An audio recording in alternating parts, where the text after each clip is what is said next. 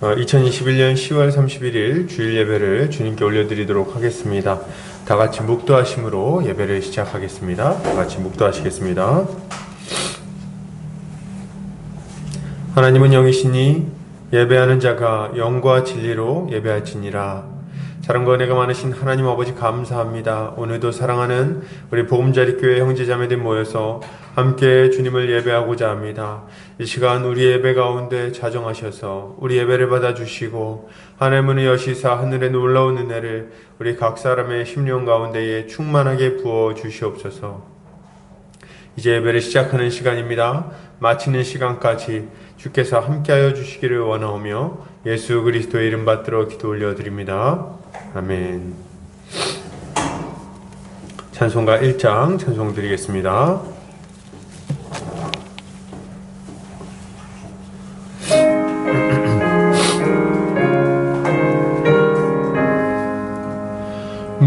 만복의 근원 하나님 온 백성 찬송 드리고 저 천사여 찬송하세 찬송 성부 성자 성령 아멘.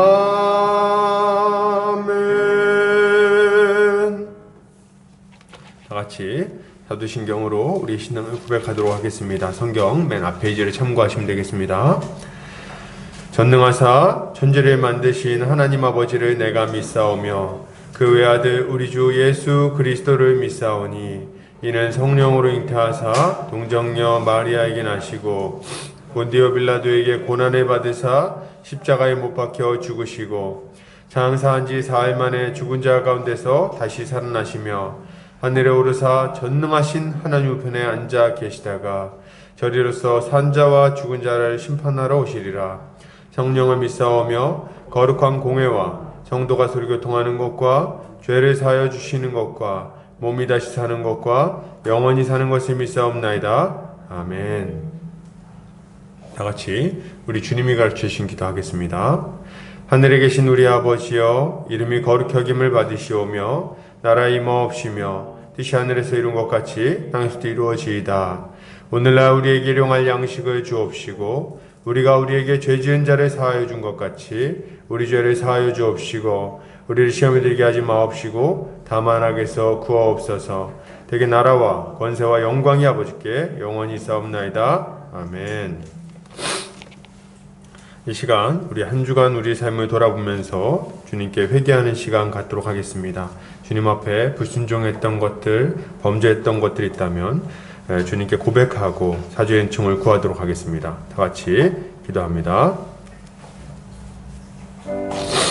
사랑이 많으신 아버지 하나님 감사합니다. 오늘도 주의 은혜를 구하며 이렇게 예배의 자리에 나왔습니다. 한 주간 우리의 삶을 돌아볼 때에 주님께 순종하며 주님 말씀에 기쁘게 순종하며 열매 맺는 삶을 살기보다도 여전히 이전의 삶의 모습으로 불순종하며 범죄하며 주님 마음을 아프게 했던 것들이 많이 있음을 고백합니다. 주님, 우리의 주님이 완악한 마음을 이제 주님 앞에 내려놓고 회개하는 심령으로 섰사오니 주여 우리의 죄를 용서하여 주시옵소서.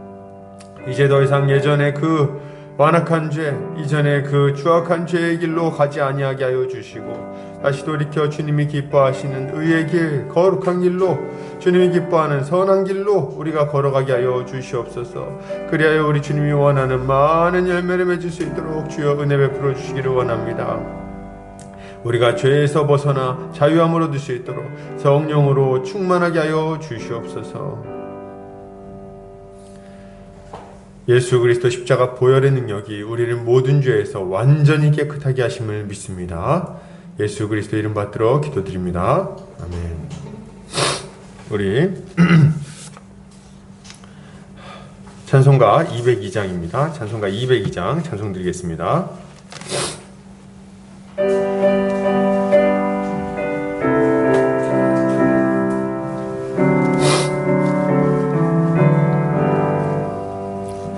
하나님 아버지 주신 책은 귀하고 중하신 말씀 말씀일세.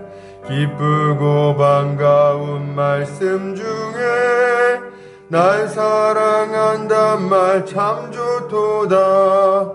주께서 나를 사랑하니 즐겁도다. 주께서 나를 사랑하니 나는 참 기쁘다. 구속의 은혜를 저버리고 어긋난 땅 길로 가다가도 예수의 사랑만 생각하면 곧 다시 예수께 돌아오리. 주께서 나를 사랑하니 즐겁도다. 주께서 나를 사랑하니 나는 참 기쁘다. 구주의 영광을 바라보며 예수의 이름을 찬양하리. 영원히 찬양할 나의 노래 예수의 이름이 귀하도다. 주께서 나를 사랑하니 즐겁도다. 주께서 나를 사랑하니 나는 참 기쁘다. 주 예수 날 사랑하시오니 나 또한 예수를 사랑하네. 날 구원하시려 내려오사 십자가 위에서 죽으셨네. 주께서 나를 사랑하니 즐겁도다. 주께서 나를 사랑하니 나는 참 기쁘다. 주 예수 날 사랑하시오니 마귀가 놀라서 물러가네. 주 나를 이렇게 사랑하니 그 사랑 어떻게 보답할까. 주께서 나를 사랑하니 즐겁도다. 주께서 나를 사랑하니 나는 참 기쁘다. 이 시간 우리 대표에서 안정호 목사님 나오셔서 기도해 주시겠습니다.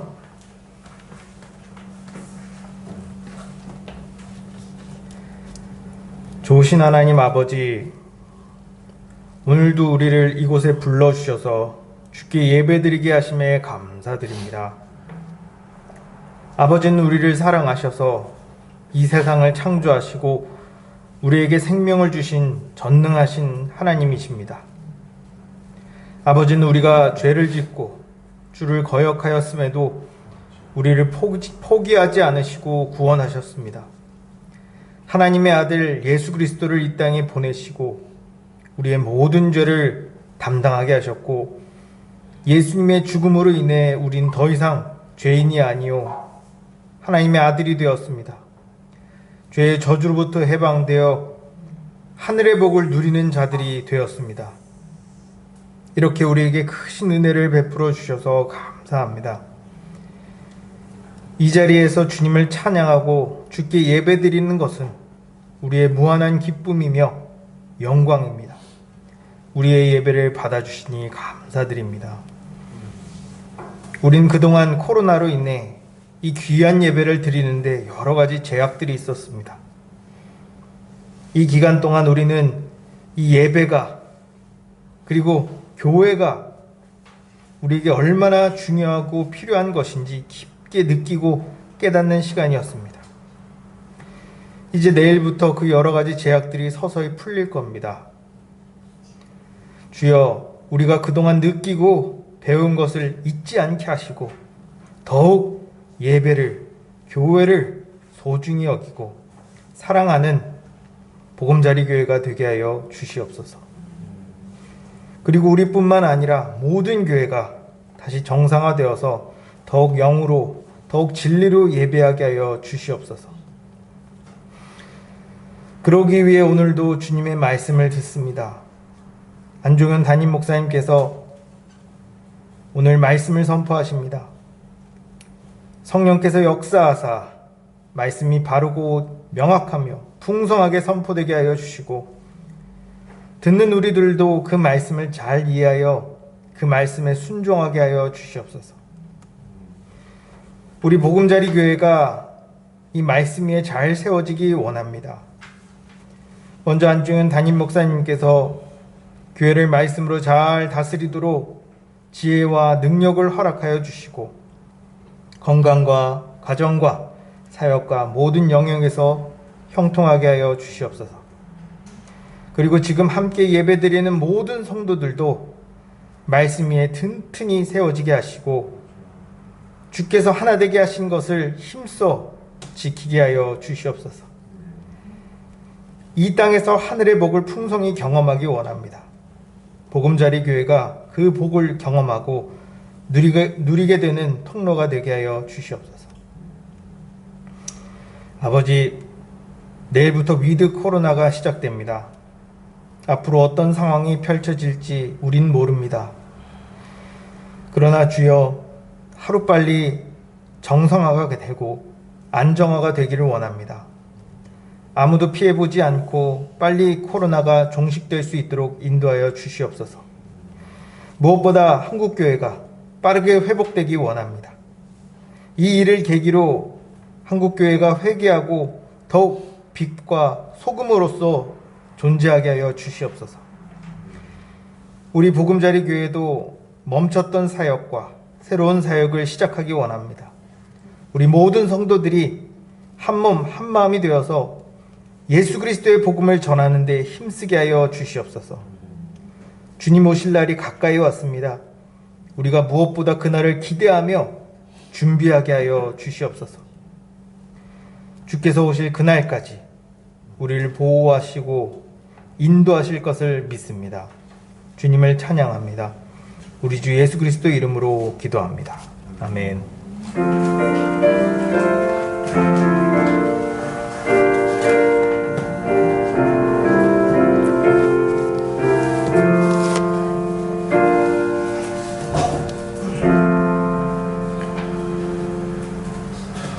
이 시간 요리문답하는 시간 갖겠습니다. 주보 오른쪽 면에 참고하시면 되겠습니다.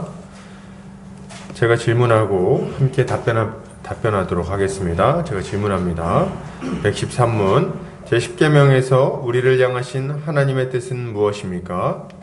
하나님의 계명에 어긋나는 생각이나 욕망을 추호도 마음속에 품지 말라는 것입니다. 그리고 진심으로 항상 죄를 미워하고 선을 즐거워해야 합니다. 114문 하나님께로 회개하고 돌아온 사람들은 이 모든 계명을 완전하게 지킬 수 있습니까? 아닙니다. 이 세상에서는 가장 거룩한 사람일지라도 완전한 순종을 성취할 수 없습니다. 그럼에도 불구하고 하나님의 계명들의 일부가 아니라 전부를 지키기 위하여 최선의 노력을 기울여야 합니다.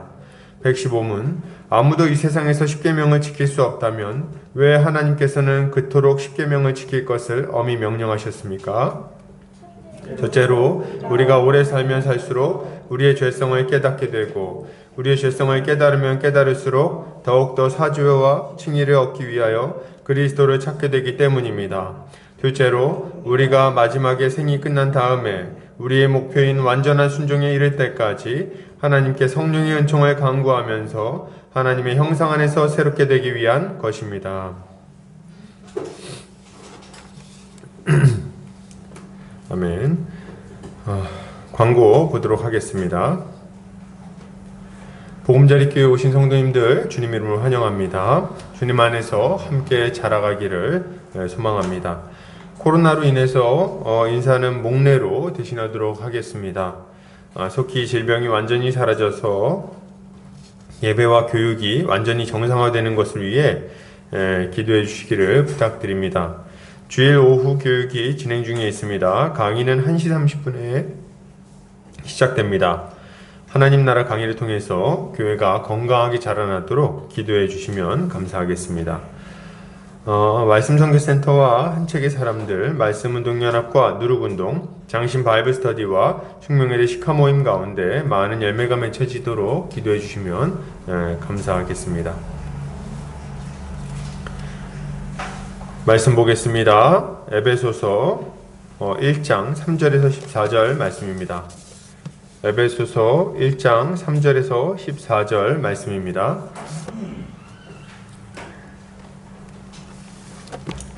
제가 봉독해 올리도록 하겠습니다.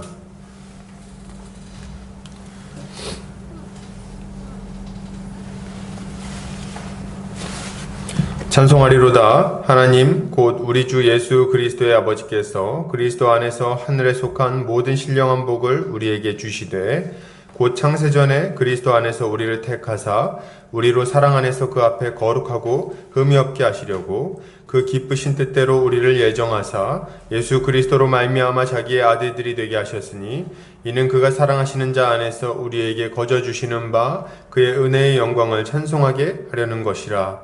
우리는 그리스도 안에서 그의 은혜의 풍성함을 따라 그의 피로 말미암아 속량 곧 죄사함을 받았느니라. 이는 그가 모든 지혜와 총명을 우리에게 넘치게 하사 그 뜻의 비밀을 우리에게 알리신 것이요 그의 기뻐하심을 따라 그리스도 안에서 때가 찬 경륜을 위하여 예정하신 것이니 하늘에 있는 것이나 땅에 있는 것이 다 그리스도 안에서 통일되게 하려 하심이라. 모든 일을 그의 뜻의 결정대로 일하시는 이의 계획을 따라 우리가 예정을 입어 그 안에서 기업이 되었으니 이는 우리가 그리스도 안에서 전부터 바라던 그의 영광의 찬송이 되게 하려 하심이라. 그 안에서 너희도 진리의 말씀 곧 너희의 구원의 복음을 듣고 그 안에서 또한 믿어 약속의 성령으로 인치심을 받았으니 이는 우리 기업의 보증이 되사 그 얻으신 것을 속량하시고 그의 영광을 찬송하게 하려 하심이라. 아멘. 에베소서 1장 3절에서 14절까지 하늘에 속한 신령한 복이라는 제목으로 말씀 보도록 하겠습니다. 이 시대는 감사와 찬양을 잃어버린 시대다라고 생각이 됩니다. 디모데후서 3장에 나오는 것처럼 감사하지 않고 거룩하지도 않게 살아가는 자들이 참 많이 있는 것 같습니다. 이건 뭐 믿지 않는 분들 뿐만 아니라 교회 안에서도 많이 일어나고 있는 일이라고 생각을 합니다. 이런 상황을 안타깝게 보는 분들이 많이 있는 것 같아요. 그래서 이제 이런 상황을 좀 어떻게 좀 해결하고 감사하는 삶을 살도록 하기 위해서 여러 가지 뭐 운동을 벌이기도 하고 동기부여를 하기도 합니다. 제가 봤던 어떤 목사님은 이제 감사 운동을 벌이시는 분이셨는데요.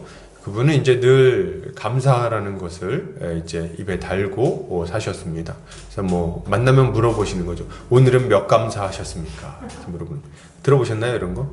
그래서 이제 뭐 저는 오늘 100감사했습니다. 뭐 이렇게 100감사가 뭐냐면 100가지 감사 기도 제목을 적었다는 거예요. 그래서 뭐 오늘은 300감사를 했습니다. 그러면 이제 그 정도밖에 안 하셨군요. 저는 1000감사를 했습니다. 뭐 이렇게 하는 굉장히 이제 감사를 강조하는 분이셨어요. 뭐 그것도 참 괜찮다 생각을 했지만 뭐 한편으로는 막 이렇게도 감사를 하더라고요. 뭐 제가 암에 걸리지 않은 것에 감사합니다. 뭐 이런 식으로 암에 걸렸으나 뭐 어떻게 한 걸 감사합니다. 이런 식으로 막 감사거리를 많이 찾아서 적으셨는데 제가 들으면서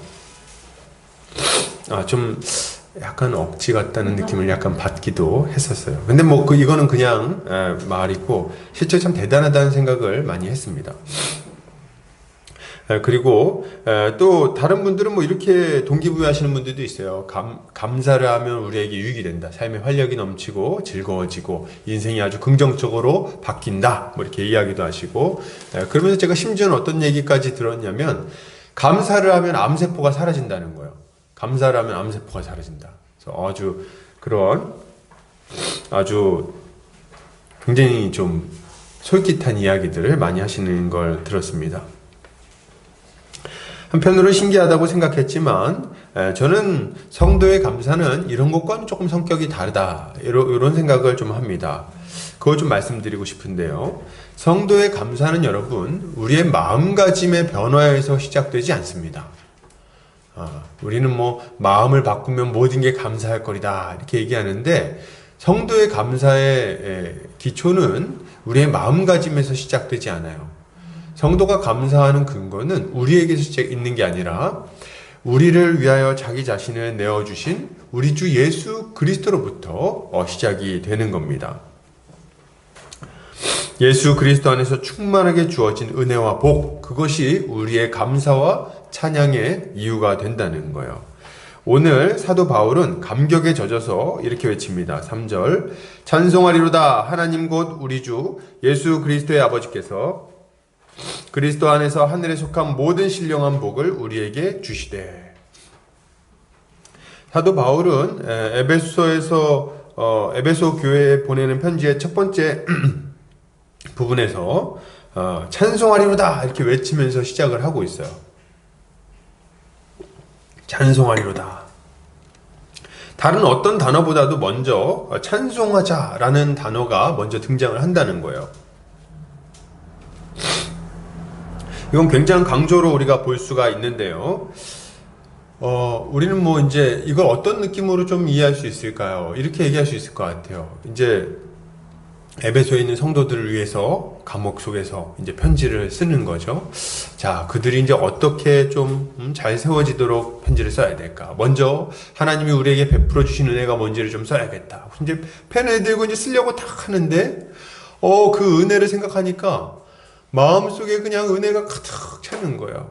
우리를 위하여 예정하시고, 우리를 예정하시고, 우리를 위하여 예수 그리스도에 보내주시고, 십자가에 달려 우리를 속량하시고, 성령을 보내주셔서 우리를 새롭게 거듭나게 하시고, 인치시고, 보증하신 은혜를 생각할 때, 참 이게 참 견딜 수 없는 거죠. 그래서 어떻게 합니까? 이거 막 글 쓰려다가 말고 갑자기 딱 멈추고, 찬송하리로다 이렇게 하고 있는 거예요. 찬송하리로다. 지금 사도 바울은 하나님의 은혜를 생각하다가 도저히 참지 못하고 지금 이 찬양을 지금 하고 있는 것입니다. 그러면 사도 바울은 도대체 왜 이렇게 찬양을 했을까요?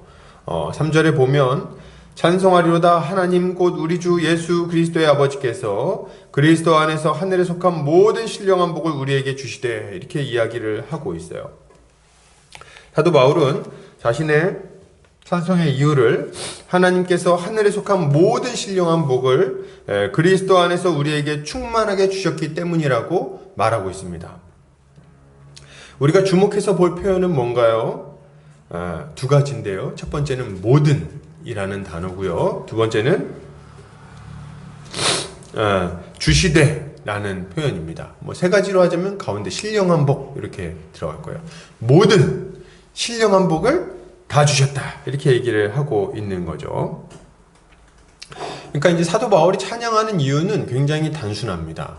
하나님이 우리한테 우리가 받아야 할 혹은 우리가 기대조차 하지 못했을 만큼 아주 신령하고 충만한 복을 이미 그리스도 안에서 우리에게 충만하게 주셨기 때문에 그런 거예요. 그것을 아는 사도 바울은 그 복받은 자로서 하나님께 감사하고 찬양하지 않을 수 없는 거죠. 뭐 이런 걸 한번 생각해 보시면 어떨까요? 우리가 한 100억 정도 빚을 지고 있는데 그런 일은 없죠. 그 정도 빚지는 것도 능력이에요. 그래서 100억 정도 빚을 지고 있는데 갑자기 이제 어떤 분이 우리에게 1000억 정도를 다 공짜로 준 거예요. 그런 일 없죠. 그러나 이제 1000억 정도 공짜로 줬어요. 그렇게 했을 때 이제 빚을 다 갚고 이제 다 가족이 다 길거리 내앉게 생겼는데 그 1000억 때문에 이제 이걸 다 탕감했을 뿐만 아니라 이제 잘 먹고 잘 살게 됐을 때 그분에게 감사 편지를 쓰면 어떻게 쓰겠습니까? 뭐 어떻게 쓰겠어요? 감사합니다! 이거부터 쓰겠지 뭐. 그래서 이제 그 받은 거에 대한 그 감사가 충만해가지고 사랑합니다 뭐 이렇게 하면서 그냥 막 썼겠죠. 그러니까 그 감사가 자연스럽게 나오게 되는 거죠. 사도 바울이 찬양하는 이유도 굉장히 분명해요. 자신에게 필요한 그 모든 것들, 감히 자신의 능력으로는 받을 수 없고 누릴 수 없는 그 모든 것을 하나님께서 그리스도 안에서 우리에게 선물로 주셨기 때문에 그분에게 찬송을 올려드리는 것입니다. 자, 그러면 우리는 어떤 복을 받았을까요? 하늘에 속한 신령한 복은 도대체 뭡니까? 우리가 분명히 알고 누려야 할 복, 영원토록 하나님을 찬양하게 만드는 그 복이 도대체 무엇입니까? 본문을 통해서 함께 좀 살펴보려고 합니다. 오늘 이 1장 3절부터 14절까지를 좀 전체적으로 살펴보면은 이 하나님 나라의 신령한 복을 세 가지 차원에서 설명을 해줍니다. 첫 번째는 성부 하나님의 예정하시는 은혜, 두 번째는 성자 예수 그리스도의 속량하시는 은혜, 그리고 세 번째는 성령 하나님의 인치시고 보증하시는 은혜라고 말할 수 있을 것 같아요. 이 삼위 하나님의 구원 사역으로 인해 얻어진 우리의 구원, 이것이야말로 이 에베소 1장 3절부터 14절까지 이야기하고 있는 우리에게 하나님이 주신 복이라고 말할 수 있는 거죠. 하나씩 좀 살펴보도록 하겠습니다. 먼저 4절에 보면 이렇게 얘기합니다. 신령한 복을 우리에게 3절에 보면 모든 신령한 복을 우리에게 주시되 하고 이제 설명이 들어가는 거예요. 4절 곧 창세전에 그리스도 안에서 우리를 택하사 우리로 사랑 안에서 그 앞에 거룩하고 흠이 없게 하시려고 그 기쁘신 뜻대로 우리를 예정하사 예수 그리스도로 말미암아 자기의 아들들이 되게 하셨으니, 이렇게 얘기를 하고 있습니다. 이는 그가 사랑하신 자 안에서 우리에게 거저 주시는 바 그의 은혜의 영광을 찬송하게 하려는 것이라. 그래서 이 4절부터 6절까지 성부 하나님께서 우리에게 베풀어 주신 은혜가 무엇인지를 설명해 주고 있어요. 먼저 4절에 보면은 이렇게 설명합니다. 창세 전에 그리스도 안에서 우리를 택하셨다. 그리고 택하셔가지고 어떻게 하셨어요? 우리로 사랑 안에서 그 앞에 거룩하고 흠이 없게 하려고 하셨다. 이걸 얘기하죠. 그래서 우리를 택하셔가지고 거룩하고 흠이 없는 백성을 만들려고 하셨다. 이게 첫 번째 나오고요. 5절에 그 기쁘신 뜻대로 우리를 예정하사 예수 그리스도로 말미암아 자기 아들들이 되게 하셨다. 그러니까 우리를 예정하셔가지고 아들들이 되게 하셨다. 이렇게 이야기를 합니다.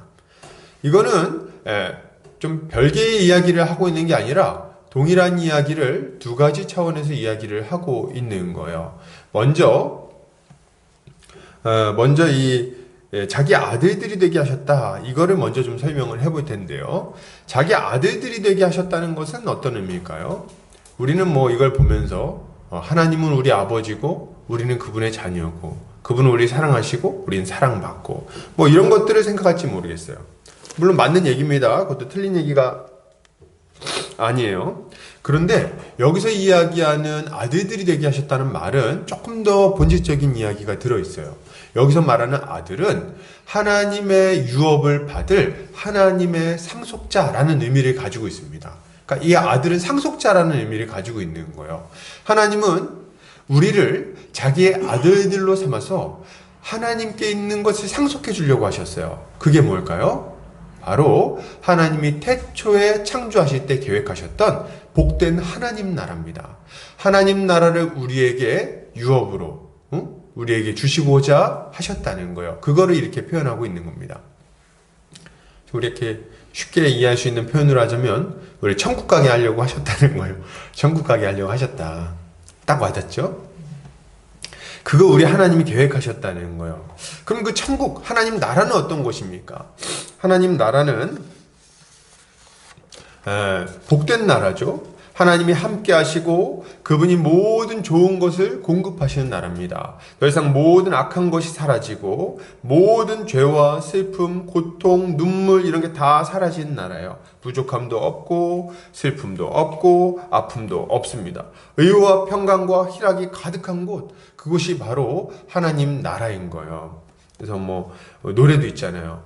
사막에 샘이 넘쳐 흐르리라 뭐 이런 거 있잖아요. 그죠? 그래서 뭐 서자들이 어린 양과 뛰놀고 뭐 어린이도 함께 뒹구는 뭐 이런 나라. 그런 나라를 딱 생각하시면 됩니다. 우리 머릿속에 딱 에덴 동산이 떠오를 텐데요. 그 에덴 동산과 같은 나라, 하나님 처음 계획하셨던 그 복된 나라, 아니 에덴 동산보다 훨씬 복되고 아름다운 그 나라를 우리 하나님은 꿈꾸셨고 계획하셨어요. 그런 걸 세우신 거죠. 그리고 그것을 우리에게 상속물로 주시고자 하신다는 겁니다. 이걸 생각할 때 우리가 어떻게 감사하지 않을 수 있냐는 거예요. 이걸 생각하면 감사할 수밖에 없죠. 그런데 이 하나님 나라, 우리가 들어가야 될 그 복된 하나님 나라는 어떤 성격을 가지고 있습니까? 거룩하고 죄가 없는 곳이라는 성격을 가지고 있어요. 거룩한 곳, 죄가 없는 곳.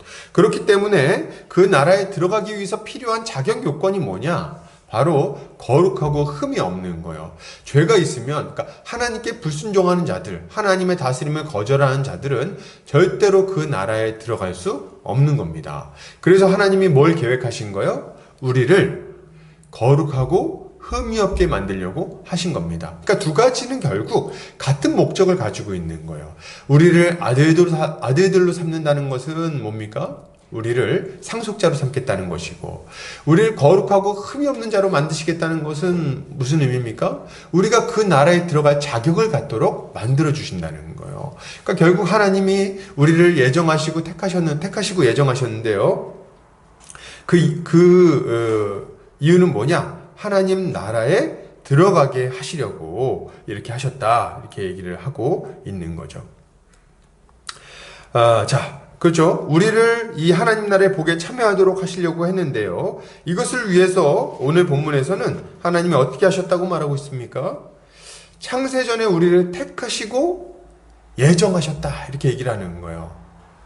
우리를 거룩하고 흠이 없는 자격을 갖추게 하시고 그 하나님 나라를 상속물로 받게 하시기로 예정하셨다, 이렇게 얘기를 한다는 거죠. 이게 오늘 성경에서 우리에게 가르치고 있는 중요한 하나님 나라의 복인 거예요. 하나님이 우리에게 주신 은혜인 거죠. 우리를 예정하셨다. 언제 예정하셨나요? 오늘 본문에 보니까 창세 전에 예정하셨다. 창세 전에 택하시고 예정하셨다, 이렇게 이야기를 합니다.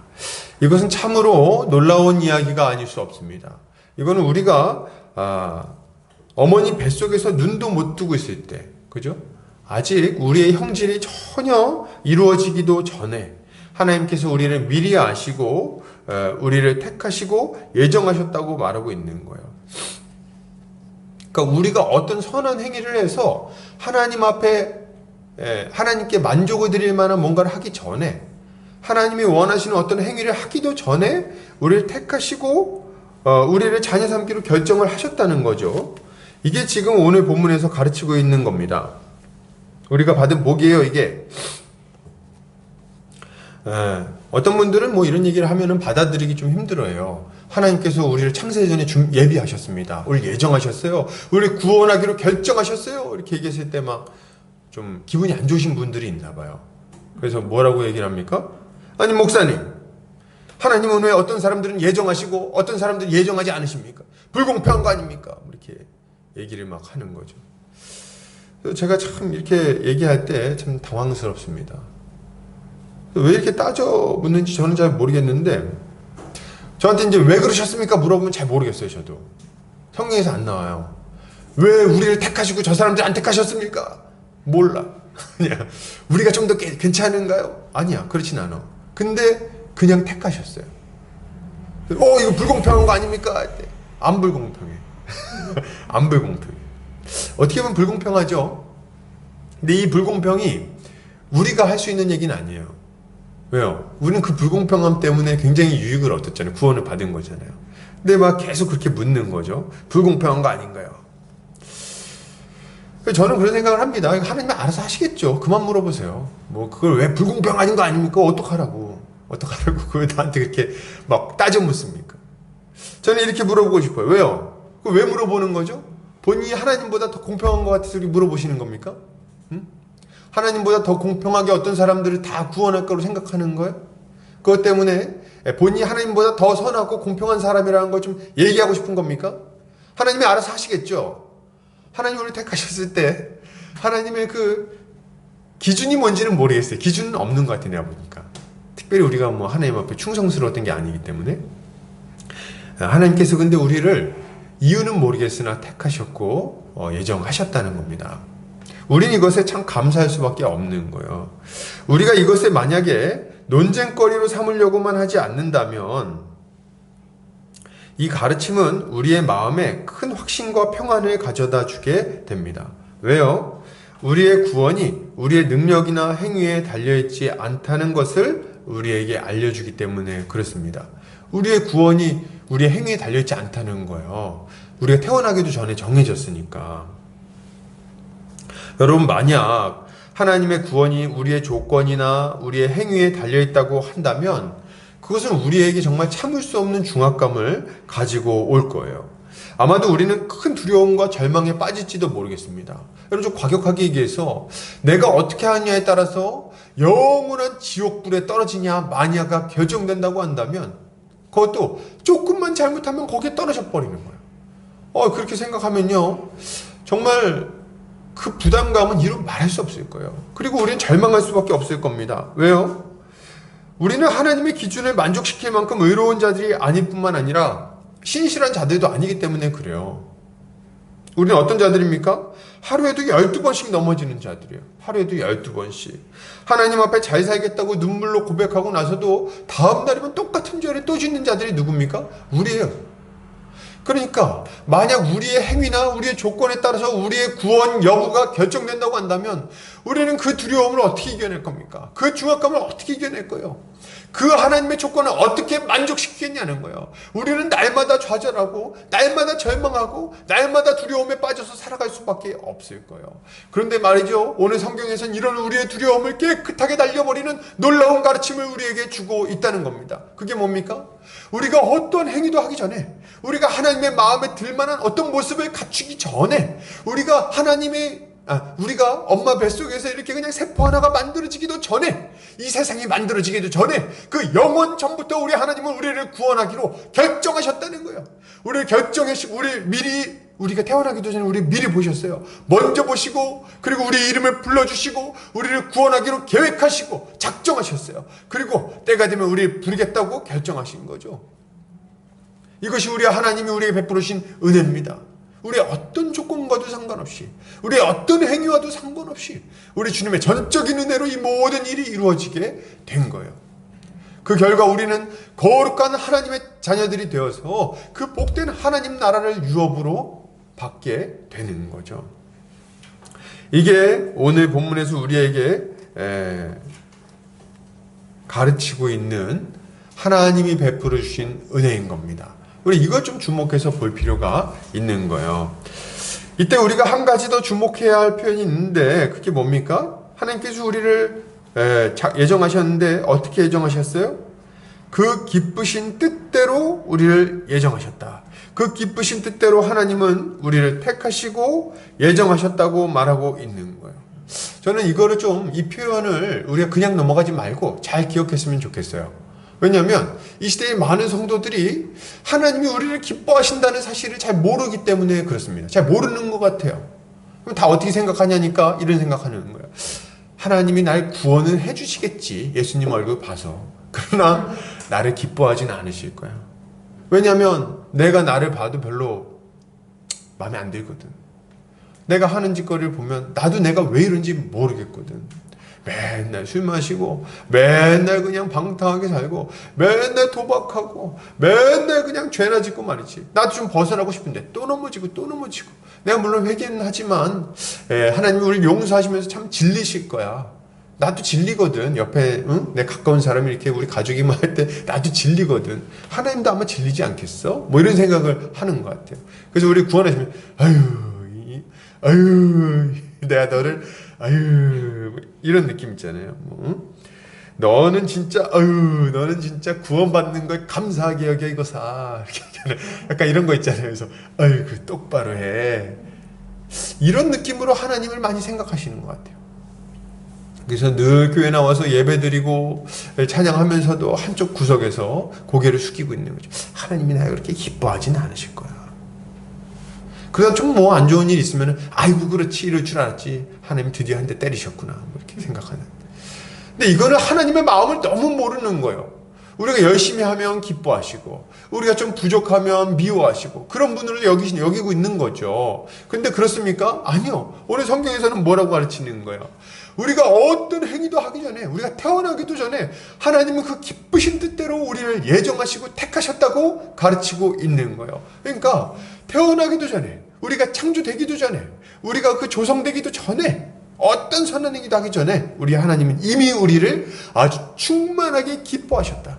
그리고 그 기쁘신 뜻 가운데 우리를 택하시고 부르신 거죠. 이거 믿으십니까? 이거 믿으셔야 돼요.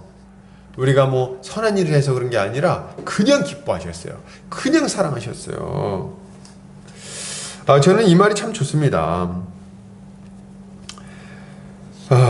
우리 주님은요, 우리를 이렇게 기뻐하시면서 그리스도 안에서 우리를 부르시고 자녀 삼아 주셨죠. 그러니까 우리 계획하시고 예정하셨을 때도 이렇게 기뻐하셨는데 예수 그리스도 안에서 자녀 삼으신 지금은 얼마나 더 기뻐하실까요? 이제 그게 실제로 성취가 된 상태 아닙니까? 너무 기쁜 거죠. 뭐 저도 아들이 한 명 있는데, 저도 이제 아들이 이제 뱃속에 있을 때부터 제 뱃속에 있지는 않았죠.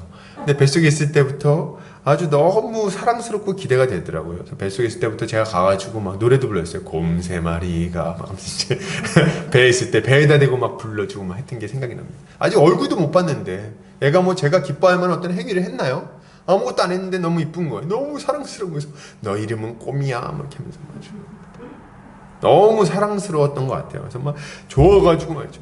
근데 이렇게 막 너무 사랑스럽게 막 있었는데 애가 태어났어. 태어났는데 꼭 개구리처럼 생겼더라고요.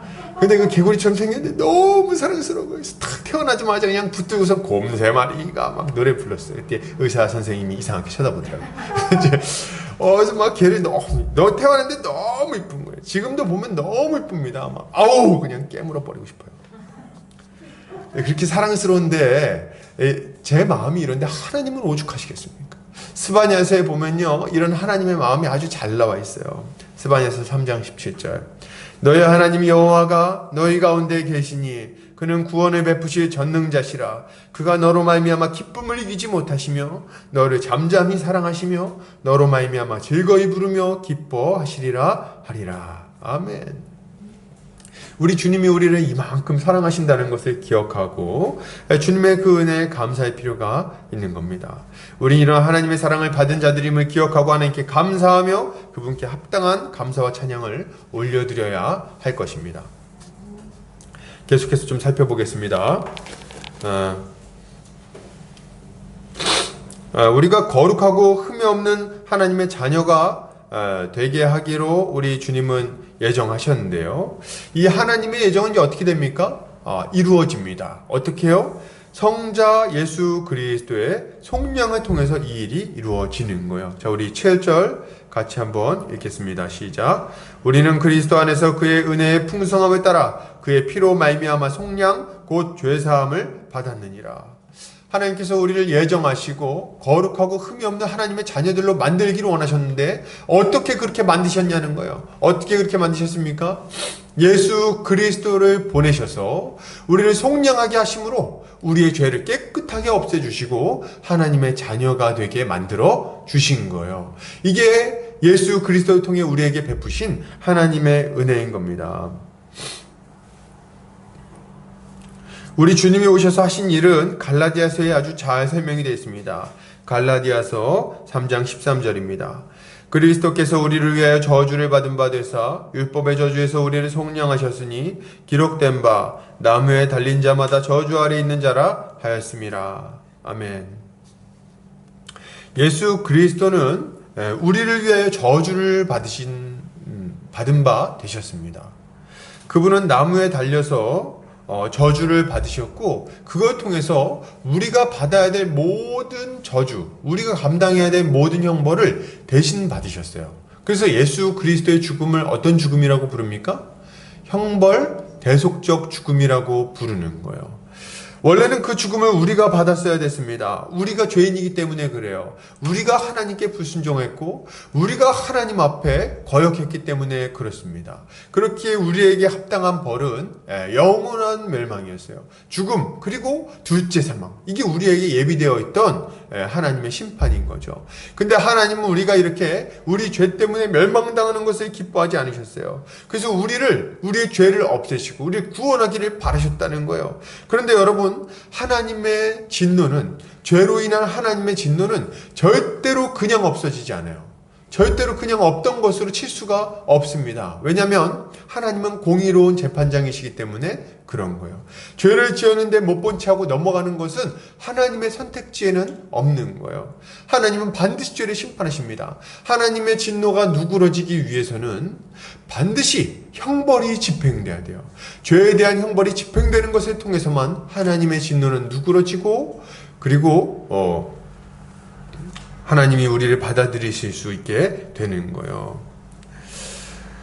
우리는 하나님 앞에 끔찍한 죄인이었죠. 나면서부터 죄인으로 태어났고 매일같이 하나님의 진노를 촉발하는 하나님과 원수된 자들이었습니다. 오늘 하루 지은 죄로도 하나님의 저주를 받기에 전혀 부족함이 없는 자들인 거예요. 그런데 이런 우리를 위해서 그리스도께서 대신 형벌을 받으셨어요. 하나님은 자신의 모든 진노를 자신의 사랑하는 독생자 그리스도에게, 흠도 없고 점도 없는 어린 양이신 예수 그리스도의 머리 위에 쏟아 부으셨고, 그분은 온전히 그 진노를 나무 위에서 감당하셨습니다. 저주의 죽음을 죽으심으로 우리가 받아야 될 모든 저주를 대신 받으시고 우리의 죄를 용서해 주신 거예요. 할렐루야. 이것이 우리를 거룩하고 흠이 없는 자가 되도록 하기 위하여 그리스도께서 하신 일인 거예요. 제가 이제 이 얘기를 많이 했는데 깊이 늘 우리가 이 얘기를, 이 하나님의 은혜를 생각할 필요가 있다고 생각합니다. 속량하심. 값을 지불하고 노예 상태에 있는 사람을 사오는 것을 속량이라고 합니다.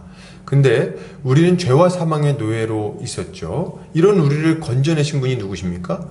예수 그리스도. 그분께서 자기 피값을 지불하시고 우리를 속량하신 거예요. 그러니까 이게 하나님이 우리에게 베풀으신 은혜인데요. 이걸 보고 나니까 한 단어가 눈에 딱 들어오죠. 뭡니까? 그의 은혜의 풍성함을 따라. 7절. 그의 은혜의 풍성함을 따라.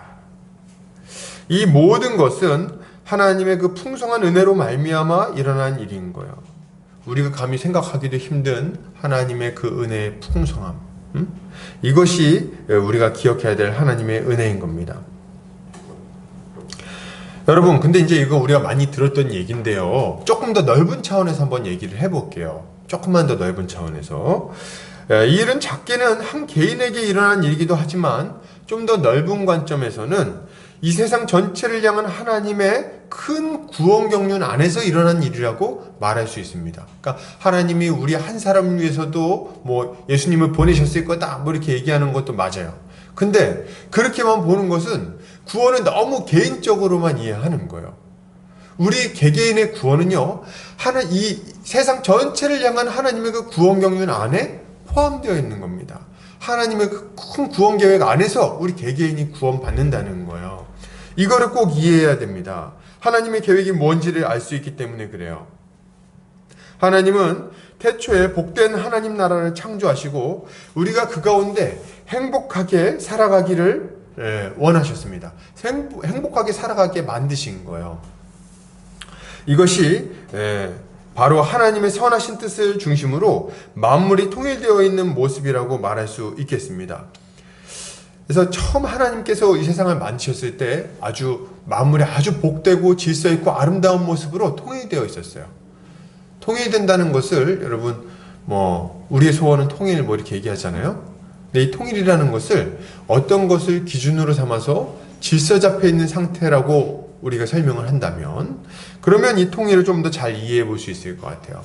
하나님의 다스림 하에서 모든 것이 질서 잡혀 있는 상태, 아주 복된 상태, 아주 바른 상태, 이것을 통일된 상태라고 말할 수 있겠죠. 그래서 처음에 하나님은 이 세상 전체를 아주 통일된 상태로 창조하신 거예요. 그리고 우리가 그 가운데서 질서 가운데 거하며 하나님의 다스림 안에서 행복을 누릴 수 있게 만들어 주신 거죠. 이게 하나님의 계획이었습니다. 그런데 말이죠, 인간이 범죄했어요. 인간이 범죄해서 하나님 먹지 말라고 말씀하신 선악과를 따먹었습니다. 이거는 하나님같이 되고 싶은 마음에서 하나님을 거역한 거예요. 그 결과는 뭐였습니까? 하나님이 창조하신 복된 나라에서 쫓겨나 이 모든 복을 잃어버리게 되는 결과로 찾아왔어요. 하나님 안에서 통일된 상태였던 이 세상이, 이 하나님 나라가 어그러지기 시작한 거예요. 이 통일이 깨어지게 된 겁니다. 이 질서 있고 아름다웠던 모습이 무질서하고 혼돈스러운 상태로, 그리고 아주 저주스러운 상태로 바뀌게 된 거예요. 하나님께 불순종한 인간의 죄로 말미암아 이런 상태가 되었다는 거예요.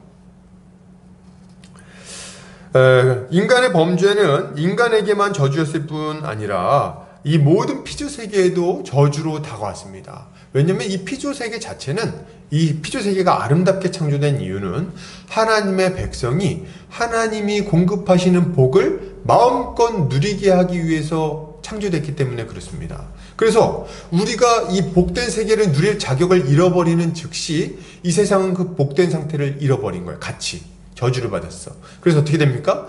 땅은 가시덤불과 엉겅퀴를 내게 됐습니다. 그리고 빈곤이 찾아오게 됐어요. 가뭄이 있게 됐고, 기근이 있게 됐고, 지진과 홍수가 찾아오게 된 거죠. 그리고 사자들은 어린 양을 잡아먹기 시작했고, 독사들은 어린이를 깨물기 시작한 거예요. 이 모든 어그러진 상태는 인간의 죄로 말미암아 찾아오게 된 겁니다. 지금 세상이 왜 이렇게 고통스럽냐고요? 왜 이렇게 엉망이냐고요? 인간의 죄 때문이에요. 하나님이 질서 있게 아주 통일된 상태로 만들어 놓은 이 세상이 인간의 범죄로 말미암아 어그러졌기 때문에 그렇게 된 겁니다. 그래서 우리는 복을 잃어버리게 된 거예요. 인간의 죄는 정말 얼마나 가공할 능력을 가지고 있습니까? 응? 하나님의 형상을 닮은 인간을 얼마나 황폐하고 끔찍한 존재로 만들어 버립니까? 그리고 하나님이 창조하신 이 아름다운 세상도 얼마나 끔찍하게 망가뜨려 버리냐는 거예요. 여러분, 죄의 결과를 한번 보십시오. 사람들은 더 이상 창조주를 섬기지 않아요. 죄의 그 끔찍함을 보자는 거예요. 제가 한번 설명을 해보면, 사람들이 창조주를 섬기질 않습니다. 그럼 뭘 섬겨요? 버러지 형상의, 동물 형상의 우상을 만들어서 나무를 깎아서 만들고, 거기다 절을 하고, 거기다 그냥 소원을 빌고 앉아 있습니다. 바위를 깎아가지고, 응? 말도 못하고 움직이지도 못하는 신상에게 절을 하고 노래를 부른다는 거예요. 아주 바보 멍텅같이. 사람이 죽으면 귀신이 된다고 믿으면서 그 귀신한테 절을 하고 그 귀신에게 소원을 빕니다. 자기 목숨도 어쩌지 못한 귀신이 무슨 우리를 도울 수 있겠냐는 거예요. 어리석기 짝이 없는 행동을 하고 있는 거예요. 우리가 손이 있고 발이 있어도 하지 못하는 일을 이 손도 없고 발도 없는 귀신이 도와줄 수 있다고 여긴다는 거예요. 이런 어리석은 얘기가 어디 있습니까? 그 무능한 것들을 믿고 소원을 부르고 그냥 그렇게 살아가고 있는 거죠. 그게 답니까? 아니요. 사람들이 말이죠, 하나님의 이름을 함부로 부르고 자기 주먹을 더 믿겠다는 말을 거리낌없이 하면서 살아갑니다. 하나님을 두려워함이 없어요. 더 이상 하나님에게서 안식을 찾지 않고 돈과 성공에서 안식을 찾으려고 합니다. 부모를 공경하지 않고 부모에게 거역합니다. 아주 패역한 세대가 부모에게 거역하는 것을 아무렇지도 않게 여기는 거예요. 응? 하나님이 세우신 질서를 막 어그러뜨리면서 살아갑니다. 자기 잘난 맛에 살고 있어요. 아주. 그게 끝입니까? 아니요. 사람들은 형제를 미워합니다. 살인합니다. 부끄러움 없이 간음을 행하고 뻔뻔한 낯으로 돌아다닙니다. 응? 이웃의 것을 빼앗아서 부를 이루고 그것을 자랑해요. 거리낌 없이 거짓말을 하고 이웃을 비방하죠. 그들은 악한 욕심에 완전히 사로잡혀서 탐욕스럽게 죄를 지으면서 살아가는 거예요. 그 결과는 뭡니까? 그 결과는 너무 뻔한 거예요. 하나님이 주시고자 했던 이 복된 하나님 나라의 그 모든 안식을 잃어버리고 아주 끔찍하고 비참한 저주스러운 상태 가운데 계속해서 고통스럽게 살아가게 되는 거죠. 수치스럽고 비참하기 짝이 없는 인생을 살게 된다는 거예요. 이것이 하나님을 거역한 인간이 처하게 된 상황인 거죠. 여러분, 그런데 말이죠, 하나님은 이런 우리를 포기하지 않으셨어요. 인간이 이런 상태에 있지만 하나님이 이런 우리를 포기하지 않으십니다. 우리를 구원하기로 결정하셨어요. 그리고 그 구원을 이루어 가시는 거죠. 하나님은 인류를 아담의 범죄 이후에 즉각 심판하지 않으십니다. 다시 회복시키겠다는 약속을 주시고 그 약속을 신실하게 이루어 가시는 거예요. 그리고 인류의 역사의 절정에서 자신의 아들 독생자 예수 그리스도를 보내셔서 여자의 후손이자 아브라함의 후손이자 모세와 같은 선지자이자 다윗의 뿌리이자 장차올 언약의 사자이신 예수 그리스도를 보내셔서 자신의 그 구원 약속을 성취하시는 거예요. 이 예수 그리스도는 이 땅에 오셔서 자기 목숨을 모든 사람들을 대신하여 대속물로 내어주심으로 죄의 문제를 해결하시고 이 하나님께 불순종하여 어그러져 있던 자들이 다시금 하나님께 순종하는 백성이 될 수 있도록 만들어 주셨습니다. 그래서 다시금 이 세상이 예수 그리스도 안에서 통일된 모습으로 회복되도록 만들어 주시는 거예요. 하나님은 예수 그리스도를 통해 이 파괴된 피조물들이 다시금 새롭게 재창조되어서 태초의 그 복된 모습으로 회복되도록 만드십니다. 하나님의 이 새 창조, 재창조는 예수 그리스도의 부활을 통해 시작되었고 성령의 역사로 말미암아 지금 진행되고 있는 거예요. 그리고 우리 주님이 재림하시는 그날에 이 하나님의 창조는, 새 창조는 완성될 것입니다. 지금 탄식하고 있는 모든 피조물들은 만물의 통일이 완성될 그날을 기다리고 있어요. 그날이 오면 모든 어그러진 것들은 바로잡히게 될 것이고 태초의 아름다웠던 모습을 회복하게 될 겁니다. 이처럼 예수 그리스도의 속량으로 말미암아 하나님 나라의 백성이 된 자들, 예수 그리스도 안에서 통일되어 다시금 하나님 나라의 복을 이 땅에서 누리며 살아가는 자들, 그런 자들이 누구냐? 바로 교회인 거예요. 이게 교회다. 자, 지금 설명한 거 잘 따라오셨나요? 간단하게만 설명하면 하나님이 통일된 상태의 세상을 만드셨는데 인간의 범죄로 말미암아 이게 어그러졌죠. 근데 예수님을 보내셔서 이걸 다시금 통일시키는 일을 하기 시작하셨어요. 어떻게 통일시키셨는데요? 십자가 사역을 이루신 다음에 자기를 믿는 자들을 부르셔서 이걸 적용시켜 주심으로 완전히 새로운 피조물로 새롭게 창조하시는 거예요. 재창조. 그래서 하나님께 순종하는 자들로 만들어서 하나님의 다스림 안에 다시 들어와 그 질서 있는 통일된 모습으로 회복되도록 만들어 주시는 겁니다. 지금도 전도를 통해서 이 통일 사역이 확장되어지고 있는 거예요. 예수 그리스도는 지금 온 세상을 자신 안에서 다시금 회복시키고 계신 거죠. 질서 있는 통일된 상태로 다시금 회복시키고 계시는 거예요. 자, 그래서 그 통일시키시는 사역의 결과 탄생한 것이 뭐냐? 하나님께 순종하는 하나님의 백성, 교회라고 말할 수 있는 거죠. 거듭난 하나님의 백성, 순종하는 하나님의 백성, 새 언약 백성, 바로 교회죠. 자, 그렇다면 이렇게 하나님의 은혜를 받아 교회가 된 우리, 하나님의 통일시키는 사역 안에 들어와 있는 우리는 어떻게 살아야 될까요? 어떻게 살아야 되는지 너무나도 분명합니다. 하나님의 다스림을 받으며 주님께 순종하는 삶을 살아야 되겠어요. 디도서 2장 14절 한번 주보 뒷면 참고하시면 됩니다. 같이 읽겠습니다. 그가 우리를 대신하여 자신을 주심은 모든 불법에서 우리를 속량하시고 우리를 깨끗하게 하사 선한 일을 열심히 하는 자기 백성이 되게 하려 하심이라. 아멘. 우리 하나님의 계획은 뭡니까? 우리를 모든 불법에서 속량하시고 우리 깨끗하게 하시고 선한 일을 열심히 하도록 만드시는 거예요. 이게 하나님의 계획입니다. 하나님이 이걸 우리에게 바라셨다는 거예요. 먼저 우리는 이전에 방탕하고 악한 삶을 좀 버려야 되겠어요. 거기서 건져주셨는데 다시 그곳으로 넘어갈 수는 없는 거예요. 그것은 개가 토한 것을 다시 먹는 것과 같은 어리석은 행동입니다. 그런 짓을 하면 안 되는 거예요. 죄 때문에 그 많은 고통을 당했는데 그것 때문에 예수 그리스도가 오셔서 우리를 위해 십자가에 달리셨고 우리 속량하셨고 그리고 우리 다시금 통일시키셔서 하나님께 순종하는 백성을 만들어줬는데 다시 죄를 짓겠다고요? 다시 우상을 숭배하겠다고요? 다시금 미워하고 거짓말하고 비방하는 삶을 살겠다고요? 다시금 세상에다 소망을 두고 거기서 안식을 얻으려고 막 발버둥 치겠다고요? 어떻게 그런 삶을 살 수 있습니까? 이제 그런 불법은 끝났어요. 거기서 우리가 어떤 만족도 얻지 못했으니까 그만하세요. 이제 거기서 벗어나서 이제 우리는 하나님께서 기뻐하는 복된 삶을 살기를 애써야 됩니다. 여러분, 우리가 알아야 될 건 이거예요. 잘 들으세요. 우리는 하나님께서 원하시는 거룩하고 복된 삶을 살면 나중에 이걸 공로로 삼아서 복을 주시겠지. 이렇게 열심히 살면 나중에 잘 먹고 잘 살게 해주실 거야. 이런 생각을 하는 어리석은 경우가 많이 있어요. 여러분, 이건 어리석은 생각이에요. 그게 아닙니다. 여러분, 생각해 보세요. 하나님이 원하는 방식으로 사는 것 자체가 복인 거예요. 이걸 왜 이해 못 하십니까? 여러분, 하나님을 섬기면서 그분과 교제 나누는 게 우리에게 지극한 행복을 줍니다. 거기서 만족을 얻는 거예요. 주님께로부터 위로를 얻고, 주님께로부터 만족함을 얻고, 주님께로부터 공급하심을 받는 겁니다. 어디다가 기도하시겠어요? 어디다가 저 죽어서 움직이지도 못하는 저 바위덩어리에다 기도하시겠어요? 살아계신 하나님께 기도할 수 있는 것 자체가 복인 겁니다. 그리고 여러분, 우리 하나님이 안식이세요. 하나님이 안식. 우리 하나님 안에 거하며 그 안식을 누리면서 살아가야 돼요. 응? 이거 자체가 복인 겁니다. 안식일을 거룩하게 지키라. 그분의 은혜를 기억하고 그분께 예배하면서 만족함을 누리라는 거예요. 예배 드리면 잘 먹고 잘 사는 게 아니라, 여러분 그거 좀 그만하세요. 예배 먹는다, 예배 잘 드린다고 예배에 성공하면 부자 됩니까?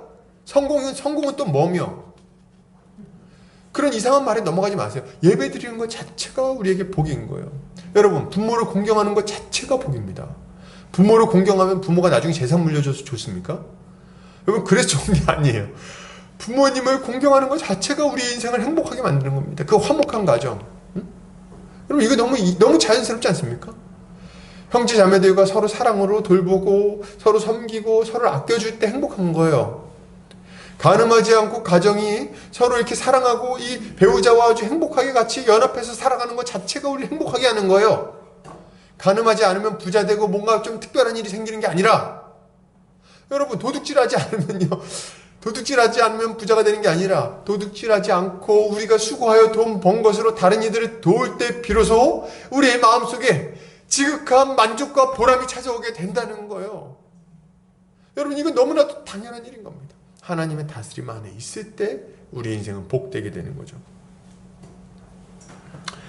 이것을 우리 주님이 원하셨어요. 우리 주님이 이것을 우리에게 요구하십니다. 우리에게 요구하시는 것은 하나님의 기쁨이 기도하지만, 하나님이 원하시는 뜻이기도 하지만 우리를 가장 행복하게 하기 위한 뜻이기도 한 거예요.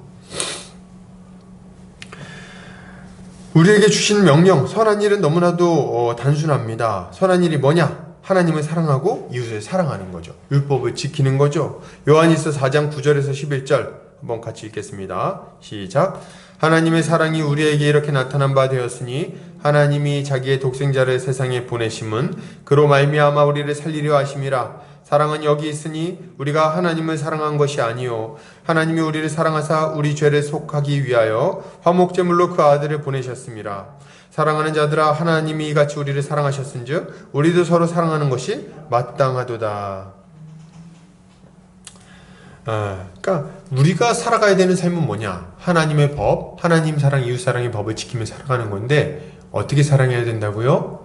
그리스도가 우리를 사랑한 것 같이, 예? 사랑하면서 살아가면 되는 겁니다.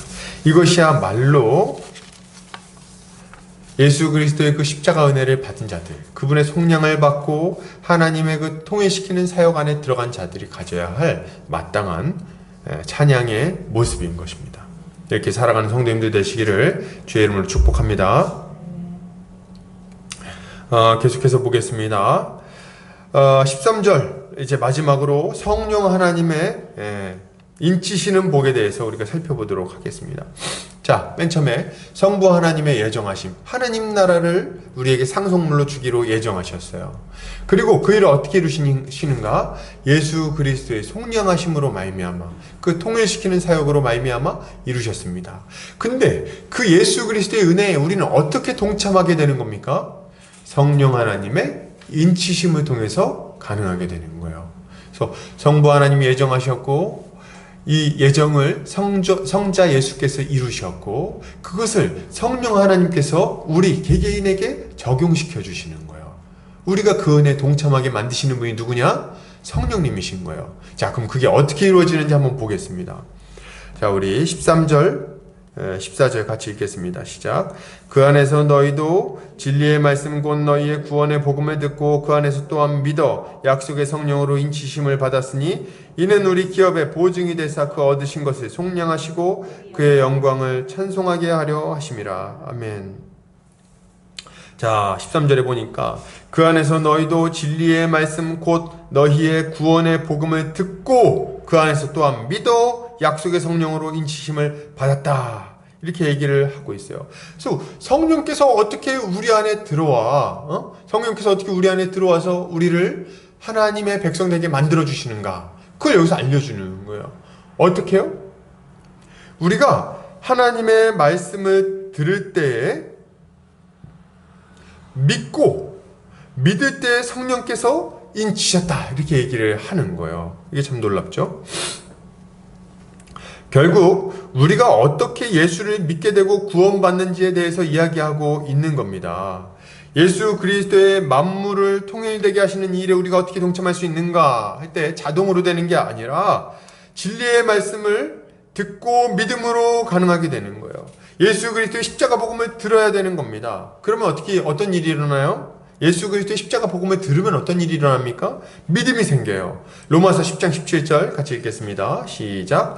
그러므로 믿음은 들음에서 나며 들음은 그리스도의 말씀으로 말미암았느니라. 예, 우리가 말씀을 들으면요, 말씀이 우리 안에서 역사합니다. 말씀이 우리를 설득해요. 왜냐하면 진리의 영이신 성령께서 말씀이 선포되는 그 자리 가운데 역사하시기 때문에 그렇습니다. 그래서 우리의 굳어진 마음이 열어지고 하나님의 말씀이 믿어지는 거예요. 그리고 믿는 우리 안에 성령께서 찾아오셔서 우리가 예수 그리스도와 한 몸 되게 만들어 주심으로 그분의 그 모든 공로를 받아 구원을 얻게 만드시는 거예요. 할렐루야. 진리의 말씀을 들을 때 진리의 영이신 성령께서 들어와서 하나님의 백성으로 우리를 거듭나게 만드신다는 거예요. 자, 참 이런 얘기를 들으면은 어떻게 그런 일이 있을 수 있습니까? 이건 경험해봐야 알아요. 경험해봐야 알아요. 이거 신비한 일인데요. 우리는 이런 생각합니다. 내가 예수를 믿었다. 이렇게 생각하는 경우가 많아요. 그래서 내가 어느 날 교회 나가기로 결정했고 내가 나와서 이제 교회에서 말씀 듣다 보니까 저 말이 맞는 것 같아서 내가 믿었다. 이렇게 생각하는 경우가 참 많다는 거예요. 그런데 여러분 그렇지 않아요. 그렇지 않아. 우리가 믿고 싶어서 믿은 게 아닙니다. 여러분 주변에 그런 분들이 있을지 모르겠어요. 저도 믿고 싶은데 안 믿어져요. 이렇게 얘기하시는 분들이 있을 거예요. 여러분 너무 당연한 일입니다. 우리의 믿음은요 자연스러운 게 아니에요. 원래 우리 모습을 생각해 보세요. 저는 제 자신을 보면서 그런 생각을 많이 합니다. 저는 예수 믿는 분들을 별로 안 좋아하던 사람이었어요. 예수쟁이들 아주 이상한 사람들이라고 여겼던 사람입니다. 그래서 교회 다니는 걸 별로 안 좋아했고 반박하고 다투고 막 했어요. 어쩌다가 이제 교회를 나가게 됐습니다. 근데 교회에 들어가서 말씀을 듣는데 처음에는 어떤 느낌이 들었냐면 말도 안 되는 소리 하고 있다. 말도 안 되는 소리 하고 있다. 저런 얘기 아니야. 말도 안 된다. 근데 말이죠. 한 번 듣고 두 번 듣고 세 번 듣고 이렇게 하면서 마음이 바뀌는 거예요. 어떻게 해요? 이상한데? 정말 그런가? 맞는 것 같기도 하고 맞는데? 그러다 어느 순간 어떻게 됩니까? 이야 저거구나. 저게 진리구나. 저게 맞구나. 진짜 우리는 죄인이고 하나님의 심판이 정말 있구나. 살아계신 하나님이 우리를 지켜보고 계시구나. 이런 하나님께 나아갈 수 있는 유일한 길은 예수 그리스도밖에 없구나. 이걸 알고 받아들이게 되는 거예요. 근데 이게 어떻게 일어나는지는 잘 모르겠어요. 어디서부터 시작됐습니까? 몰라. 성령이 어디서부터 와서 어디로 가는지 알 수 없는 것처럼 하나님의 그 작업이 있는 거예요. 근데 이게 정말 신비로운 영역이에요. 이게 우리 언제 믿게 되셨어요? 모르겠어요. 우리가 이제 교회 가보겠다고 결정하는 그 순간입니까? 아니면 교회에 와서 앉아있다가 말씀을 듣는 그 순간인가요? 아니면 그 전에 친구가 와가지고 교회 한번 나가보자고 하는 그 순간입니까? 알 수가 없어요. 바람이 어디서부터 와서 어디로 가는지 모르는 것처럼 성령께서 어느 순간 우리의 마음을 조금씩 움직이시고 가난해지게 만드셔서 이 자리에 나오게 하시고 말씀을 듣게 하시고 그리고 녹아지게 하시고 말씀을 믿음으로 받아들이게 만들어 주시는 거예요. 그 결과 뭡니까? 우리는 하나님의 백성이 되는 거죠. 우리가 예수를 믿으면요 어떤 일이 일어납니까? 약속의 성령으로 인치심을 받아요. 여기 보니까 약속의 성령으로 인치심을 받았으니, 약속의 성령으로 인치심을 받았으니. 성령께서 우리 가운데 찾아오셔서 우리에게 도장을 찍어주신다. 성령으로 도장이 찍혔다. 이런 의미라고 볼 수 있습니다. 당시 도장은 가축들에게 찍는 거예요. 도장. 근데 이 도장은 가축이 누구의 소유인가를 알려주는 역할을 했습니다. 그래서 주인이 누구냐. 그래서 예를 들면 제 양이나 소나 뭐 이런 가축이면요, 거기다 이제 A자를 딱 찍는 거지. 치 이렇게. 왜요? 이제 제 거라고 이제 알려주는 거예요. 그래서 이 성령께서 인치셨다, 이런 말은 어떤 걸 보여줍니까? 성령이 우리 안에 들어오셔서 우리를 하나님의 소유가 되게 하신다는 것을 알려주는 거예요. 그래서 우리는 이제 예수 그리스도의 성령으로 말미암아 하나님의 소유된 자들이 되는 겁니다. 우리가 믿을 때 이 일이 일어나는 거예요. 하나님의 소유가 된다. 그리고 이때 도장은 어떤 도장입니까? 인주도장이 아니라 불도장이죠. 뜨거운 인주로 해서 콱 찍잖아요. 그럼 이제 이건 지워져요, 안 지워져요? 안 지워지죠. 그래서 성령이 우리 안에 들어오실 때는요, 이제 한번 왔다 나갔다, 들어갔다 나갔다 이렇게 안 하십니다. 딱 들어오시면은 안 나가세요. 딱 들어와서 넌 내 거야! 딱 붙으시고, 그리고 우리 안에서 계속해서 영원까지 함께 하시는 겁니다. 그리고 이 함께 하시는 그 성령께서 우리의 보증이 되어 주세요. 성령이 우리 안에 들어온다는 것은 그 순간 우리가 하나님의 것이 되었다는 것을 보여줄 뿐만 아니라, 우리가 하나님 나라에 들어가는 그 순간까지 안전할 수 있도록 우리를 지켜주시는 일도 우리 성령께서 하십니다. 이게 보증이 된다, 이렇게 얘기를 하는 거예요. 이게 우리 주님께서 하시는 일입니다. 우리는 이렇게 예수를 믿고 나서도 불안한 마음이 많이 있습니다. 어떤 마음이요? 목사님, 근데 우리가 예수를 잘 믿긴 믿는데 중간에 넘어지면 어떡하죠? 고난이 심해서 중간에 배교하면 어떡하죠? 믿음을 저버리면 그럼 혹시 구원 못 받는 거 아닐까요? 이런 걱정과 두려움이 우리에게 조금씩 있다는 거예요. 근데 여러분, 걱정하지 마세요. 왜냐하면 우리 주님이 성령을 우리에게 보증으로 주셨다고 이야기합니다. 성령을 선입금으로 받았어요. 그래서 이 성령이 확실한 보증이 되어서 우리의 구원이 취소되지 않게 만들어 주시는 거예요. 믿으시기 바랍니다. 우리 안에 들어오신 성령님은 우리를 붙들어 주십니다. 담보가 되어 주셨어요. 그래서 우리가 영원한 하나님 나라에 들어갈 수 있도록 만들어 주십니다. 어떤 방식으로? 근데 제가 이 얘기를 조금 하고 싶은데요. 어떤 방식으로 이렇게 하냐? 근데 우리가 많이 하는 생각이 이런 겁니다. 내가 하나님 말씀에 불순종해서 막 함부로 살면 성령께서 이제 갑자기 역사하셔가지고 다리 몽둥이 부러뜨린다든지, 교통사고에 나게 한다든지, 그래서 다시 손들고 천부의 의지 없어서 부르면서 오게 만든다. 그것도 맞는 얘기예요. 그것도 우리 성령께서 하시는 일이겠죠. 근데 그게 다는 아닙니다, 여러분. 그게 다가 아니에요. 성령께서 우리 안에 보증으로 찾아오셔서 우리가 이제 영원한 날에 들어가도록 아주 부지런히 일하세요. 어떤 일들을 하시냐?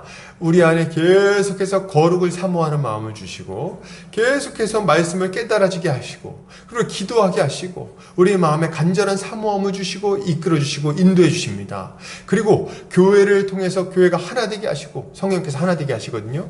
한 몸 된 교회를 통해서 다스림 받게 하시고, 직분자를 세우시고, 직분자를 통해서 우리를 지키시고, 인도하시고, 필요한 것들을 채워주시고, 그리고 신령하는 살을 부어주셔서 어려움 가운데 이겨내게 하시고, 이 모든 일을 성령께서 부지런히 하시는 거야. 부단히.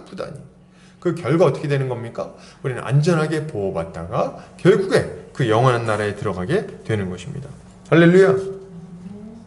이것이 성령 하나님으로 말미암아 우리가 구원에 이르게 된다는 이야기의 내용인 거예요. 자, 우리는 이제 세 가지 내용을 살펴봤습니다. 첫 번째 뭡니까? 성부 하나님의 예정하시는 은혜, 성자 예수 그리스도의 속량하시는 은혜, 그리고 성령 하나님의 인치시고 보증하시는 은혜. 우리는 이 삼위 하나님의 구원 사역으로 말미암아 하나님 나라의 그 복된 삶을 우리의 것으로 삼을 수 있게 된 거죠. 할렐루야. 결론을 드립니다. 여러분, 우리는 우리를 구원하기 위한 삼위 하나님의 사역을 살펴봤습니다. 성부 하나님의 애정하심과 성자 하나님의 속량하심, 그리고 성령 하나님의 인치시는 은혜로 인해 우리는 구원을 받았어요. 이것이야말로 우리 마음속에 영원토록 충만한 감사와 찬양의 이유가 되는 것입니다. 우리는 감사와 찬양이 참 부족한 시대에 살고 있어요. 그 이유는 명확합니다. 받은 은혜가 무엇인지를 잘 몰라서 그런 거예요. 잘 몰라서 그런다. 하나님의 은혜를 더 깊이 알아가시기를 바랍니다. 더 누립시다. 이 진리를 아는 지식이 우리로 하여금 한평생 감사와 찬양의 삶을 살도록 만들어 줄 것입니다.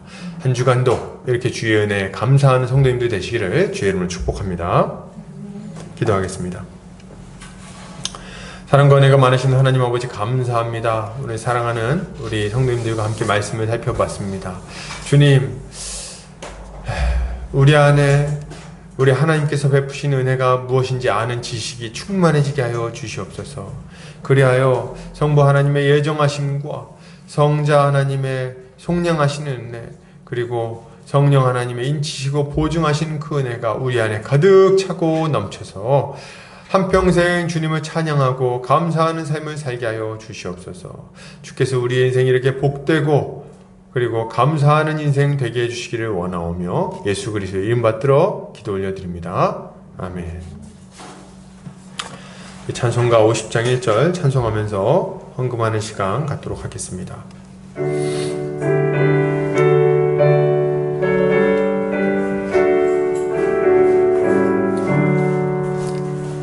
내게 있는 모든 것을 아낌없이 드리네.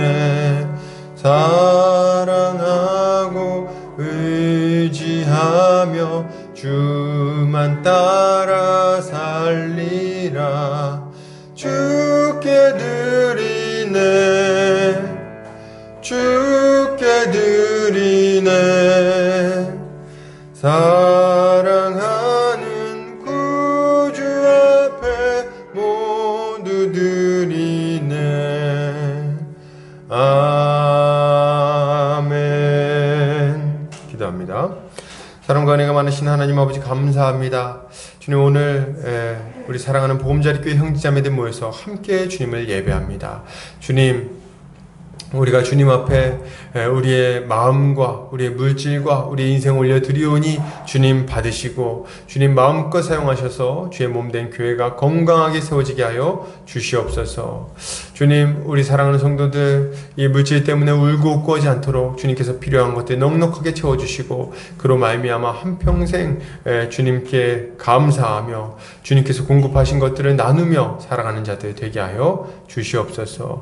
주님 아버지, 우리 사랑하는 성도들 믿음을 위하여 기도합니다. 주님, 우리 성도들 믿음 강건하게 하여 주시옵소서. 주님, 그동안 여러모로 어려움 가운데 믿음이 약해진 형제자매들이 있다면 주님 강건하게 하여 주시고 주님, 이들이 더욱더 견고한 믿음으로 튼튼한 믿음으로 풍성한 믿음으로 나아가게 하여 주시옵소서.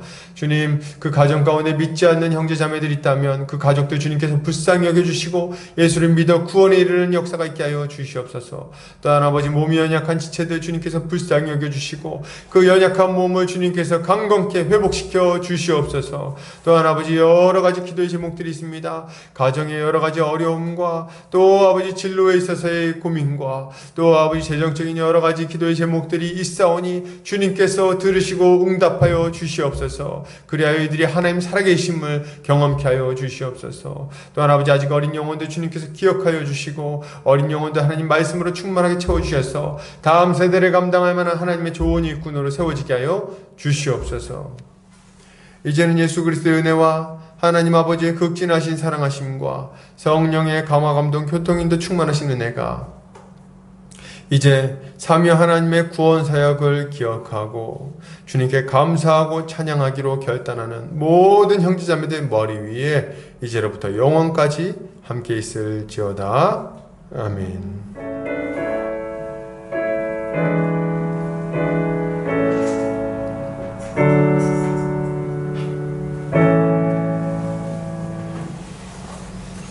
자, 예배를 마쳤습니다.